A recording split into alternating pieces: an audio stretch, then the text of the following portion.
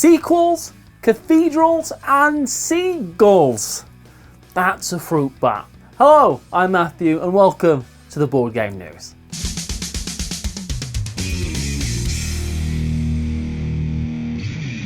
You know, I didn't know where to start this week because there were a bunch of news items that made me go, really?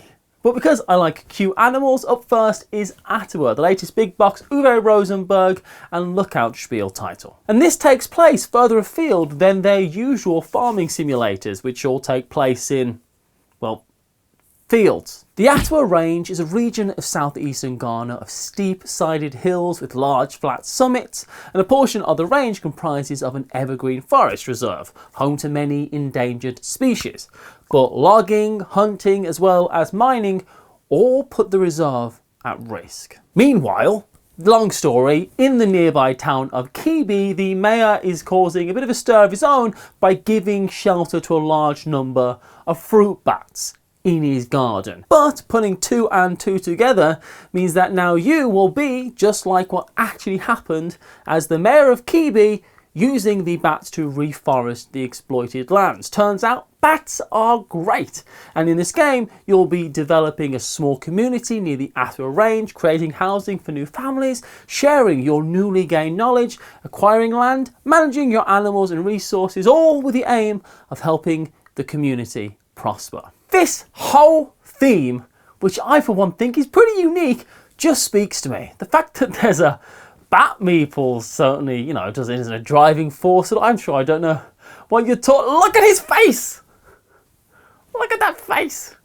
Diggy, diggy, diggy, diggy, diggy. Some bats are cute bats and some bats are like, but I like them. I really am excited to see big box Uwe farming games leave the German countryside and explore something fresh. So if you are too, then look out for Atiwa a little later this year. Something else that's fresh and exciting is the sponsor that in part made this episode possible, legendary Marvel Studios' Guardians of the Galaxy from Upper Deck. In space, the rule of law is more of a loose guideline or politely worded suggestions. Fortunately, a ragtag team of intergalactic outlaws has joined Legendary, and now your deck will never be the same. Recruit the intrepid Guardians of the Galaxy and band together to stop Ronan from accusing the entire universe, or thwart the insatiable expansion of a living planet. As your adventure unfolds, players will employ the well-meaning but questionable methods of the Guardians of the Galaxy to fight by their side against these galactic threats. This new, exciting Marvel Cinematic Universe Legendary expansion features characters from the first and second Guardians of the Galaxy movies, featuring images pulled straight from both Guardians of the Galaxy films, recapturing the adventure. Follow the link in this video's description to find this expansion, which includes 100 cards with 5 heroes, plus 2 new masterminds and villain groups. Available now at retailers and of course, upperdeckstore.com. So to continue a segment I'm now calling, you don't say.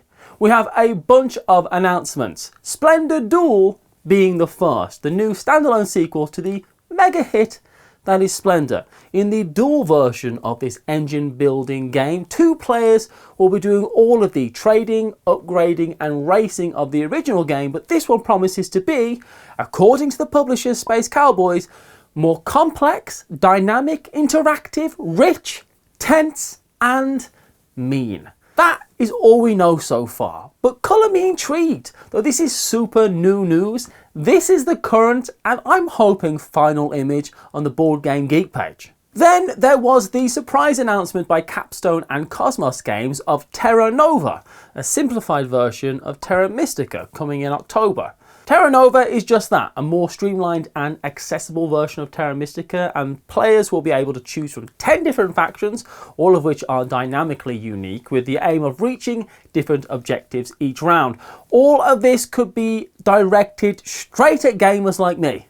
Shorter playtime, slightly lower complexity, but all the tension and greatness of the original. He's hoping, and I'm looking forward to finding out more. This one really took me by surprise. Cosmos Games also announced a brand new second expansion to Targi.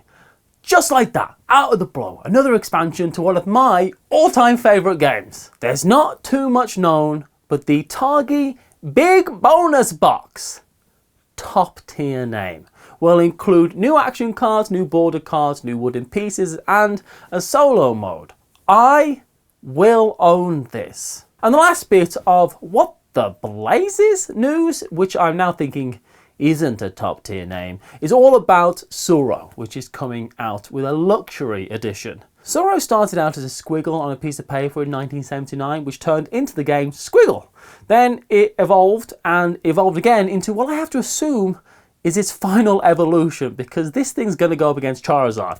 A carved and lacquered box, metal, dragon and phoenix pieces, stone textured resin tiles, embroidered bags, fabric game boards. It's a sight to behold, with a price tag that's also a sight to behold, $350. But for a luxury item to cherish for a lifetime, I think this is a pretty amazing project. This next section is all about sequels and expansions, and starts with the Red Cathedral Contractors coming from Devere in August. I think it's fair to say that the Red Cathedral was a standout hit of 2020, so it's no surprise that an expansion was on its way to this rondel-driven cathedral building and bonus comboing game.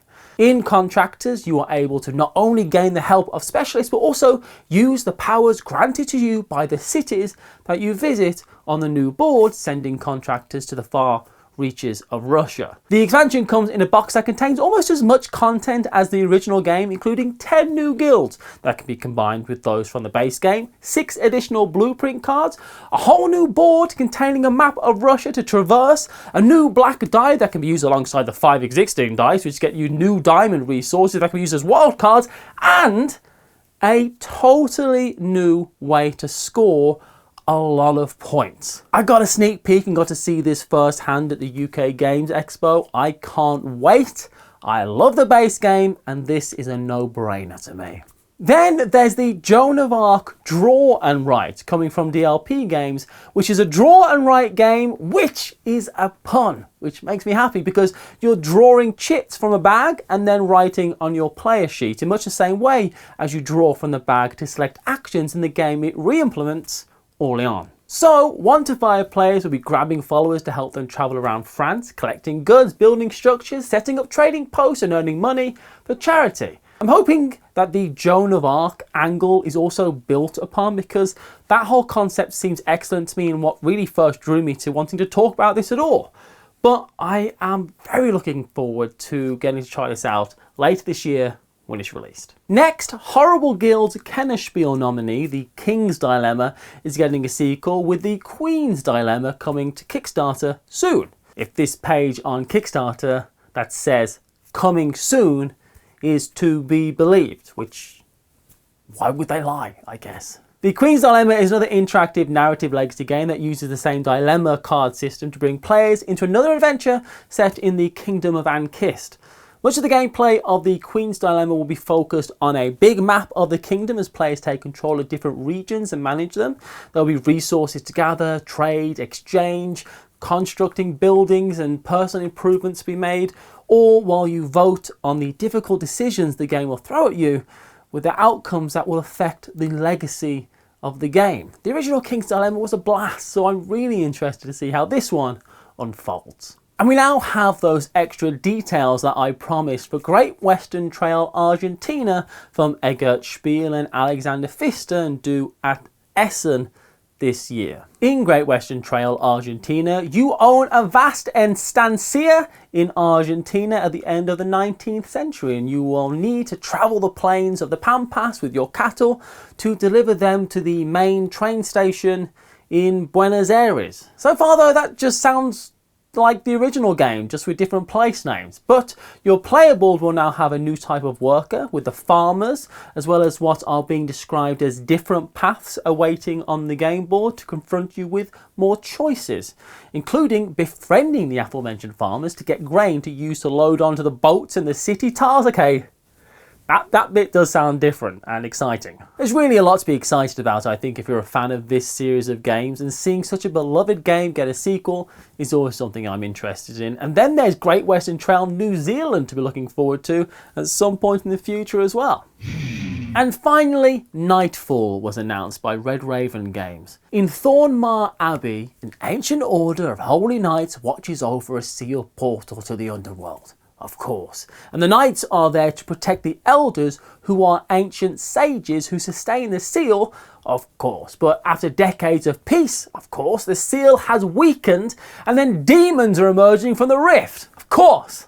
Nightfall is set to be an asymmetrical team game for 1 to 6 players, with one team controlling the knights, who must protect the elders and withstand the demons until dawn, and the other team are the demons who, you know, want the opposite. They want to seek to break the seal to the underworld before morning, which I have to admit is a pretty cool theme for a game. It sounds like the type of anime I like. There's also going to be a campaign mode for 1 to 2 players, and in this mode you read stories while exploring the map of the haunted valley, drawing your path as you travel, wandering through the crumbling churches, a sinister forest and the dark mountains to stop the demons before the final battle at the Abbey. This really does sound pretty great to me, so I'm looking forward to going direct to retail a little later this year. But if waiting isn't something that you enjoy, then you can click right now to find out what games have been on our radar this month. Also, Chaz ruins the whole thing. You'll enjoy it.